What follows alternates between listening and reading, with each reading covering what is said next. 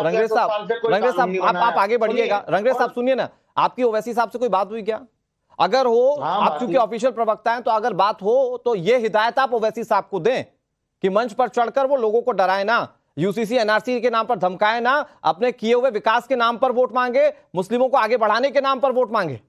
आज ऐसा लगता है कि ओवैसी साहब जब प्रवचन दे रहे होते हैं या संबोधित कर रहे हो तो ऐसा लगता है कि वो खुद कांग्रेस पार्टी के उस मैनिफेस्टो को एंडोर्स कर रहे हैं।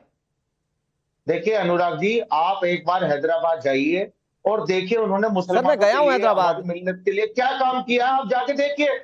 और सर मैं एक जर्नलिस्ट हूं और मैं कई जगह गया हूं, उनमें हैदराबाद भी शामिल है सर। आप जाइए देखिए।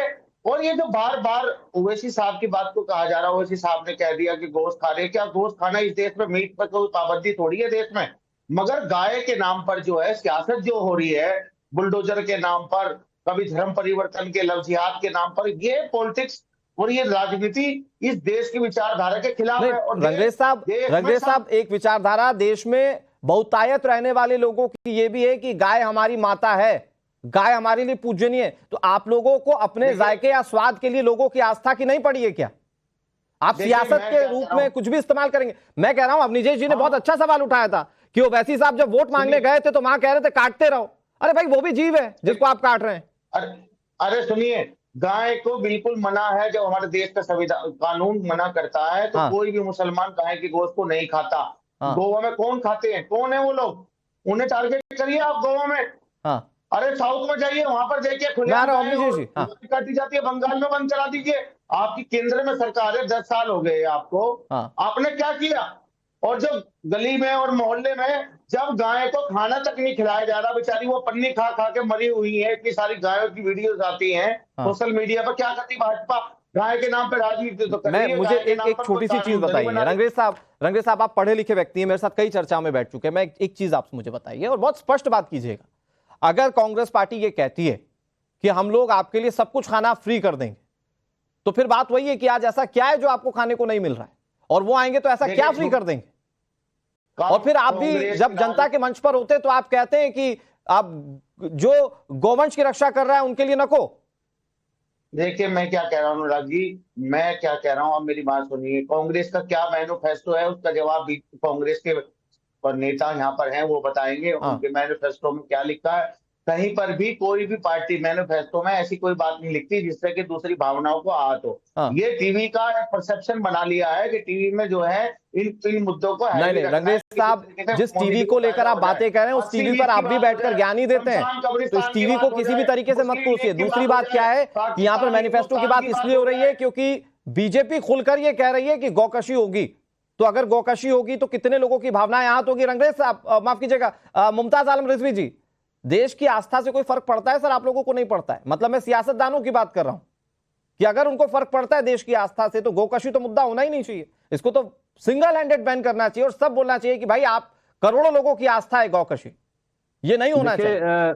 ऐसा है, मैं सबसे पहले ये जानना चाहता हूं जो बीजेपी की हमारी तर्जुमान है अनुराग भाई जी, कि 10 साल सरकार को हो गए मोदी की, बार बार लोगों ने डिमांड भी की कि इसको राष्ट्रीय पशु घोषित किया जाए। मुझे हैरत है कि इस 10 साल में गाय को राष्ट्र पशु जो है क्यों नहीं घोषित किया गया।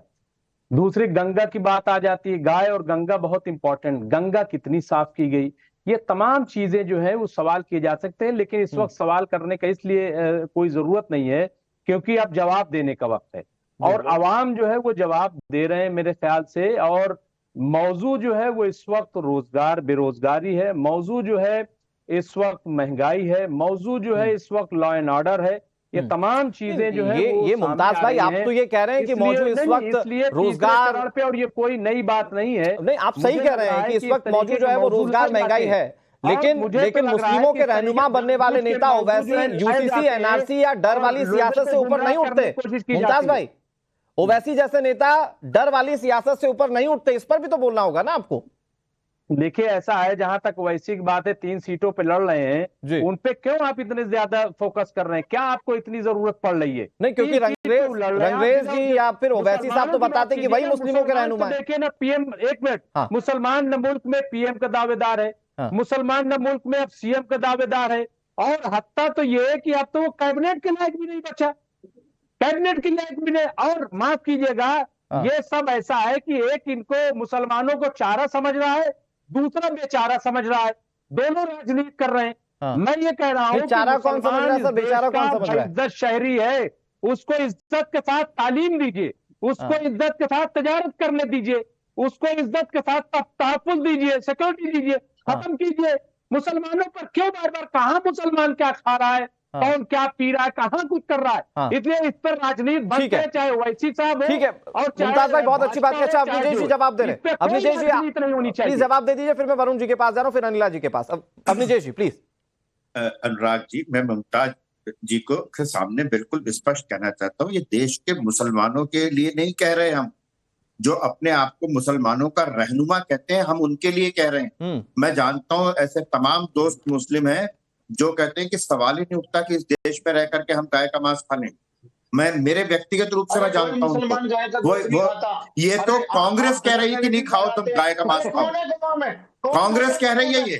और जहां तक ये रंगरेज साहब को मैं बता दूं भाई, बीच में अनुराग जी ये कौन बोल रहा है बीच में? रंगरेज जी एक एक करके, रंगरेज जी आपके लिए भी है, आपके लिए भी है, आपके लिए है कि जो ये कहते हैं कि ओवैसी ये मुसलमानों को डराते हैं भैया ये। और रंगरेज साहब सुन लीजिए, अरे सुनिए तो अनुराग जी, अनुराग जी। अच्छा रंगरेज भाई एक एक करके ना, अच्छी चल रही है चर्चा, रंगरेज भाई अच्छी चल रही है चर्चा, आपको पूरा मौका भी दे रहा हूँ ना मैं। अमरीश जी प्लीज कंप्लीट। अनुराग जी, रंगरेज भाई इतना खफा क्यों है, थोड़ा सा पानी मैं आ रहा हूँ। मैं 2 लोगों को अभी एक्सपोज कर देता हूँ यहाँ पर। एक वो ओवैसी साहब थे जो इन्होंने कहा था कि जिस दिन मोदी चला जाएगा हिमालय पर, जिस दिन चला जाएगा योगी मठ में, तुमको कौन बचाएगा। ये कौन सी भाषा है? और दूसरे मैं बता देता चाहता हूँ, कर्नाटक में तो कर दिया है, कर्नाटक में ओबीसी का आरक्षण तो खत्म कर दिया। ओबीसी में अब हिंदुओं को तो आरक्षण मिल नहीं रहा, वहां पर सिर्फ मुसलमानों को मिल रहा है। ऐसा पूरे देश में करना चाहती कांग्रेस। ओबीसी का आरक्षण तो छीन लिया है जहां जहां कांग्रेस की सरकार है।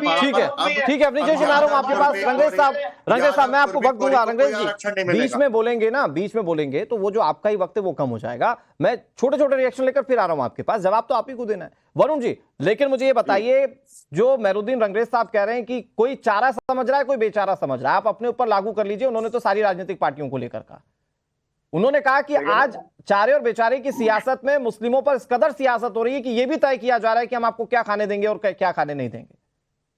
अनुराग जी, हमने मुस्लिमों के लिए नहीं कहा है, हमने कहा है पर्सनल लिबर्टीज, पर्सनल फ्रीडम में हम इंटरफेयर नहीं करेंगे। अब ये लो आप भी बीच में अभी तो दूसरे को टोक रहे थे, आप बोलने लगे। नहीं, उन्होंने अल्पसंख्यक बता दिया, ठीक है आगे नहीं, आपको बोलने लगे। मैंने जो बोला वो आप सुन लेते ना पहले, फिर बोलते। अब आप जो मैंने आपको कहा लंपी डिजीज पे आपने जवाब नहीं दिया, आपने देसी पशुधन पे जवाब नहीं दिया। कितने स्लॉटर हाउसेज हैं उत्तर प्रदेश, योगी बाबा बोल रहे हैं, आपने जवाब नहीं दिया। झूठ तो नहीं बोला, उनका पब्लिकेशन, मैंने झूठ बोला क्या? लंपी डिजीज में बता दो आप, राजस्थान सरकार कांग्रेस की थी, हमने दिया पैसा, आपने क्या किया? आपने क्या किया लंपी डिजीज पे बताओ? केंद्र सरकार आपके पास है। अभी मुक्तेश्वर जी, शंकराचार्य जी बात कर रहे थे, क्या किया आपने? क्या किया गाय के लिए बताओ? सुन लो, सुनो तो आप मेरी तो सुनोगे ना? सुन तो लो। अंडों के विज्ञापन, मीट के विज्ञापन, आपका ब्रांड एम्बेसडर नेता, मीट का ब्रांड एम्बेसडर आपका नेता, सुनने की हिम्मत रखो। मीट का ब्रांड वो कह रहे थे कि मनमोहन सिंह ने बात कर रहे हो आप दूसरी, मनमोहन सिंह और अटल जी ने मनमोहन सिंह नहीं, दलित वाली मेरी लिस्ट में नहीं है, मेरी लिस्ट में सिर्फ मुसलमान। ठीक है, सिर्फ उनको आरक्षण मिलेगा।